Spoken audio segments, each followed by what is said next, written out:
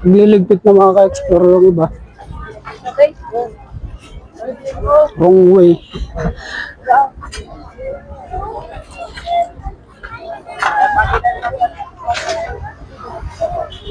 Magligpit na ang fireworks nila. Sa SM pa rin manggagaling, walang tao doon sa SM. Kasi ang mapapanood lang talaga natin dito nasa screen.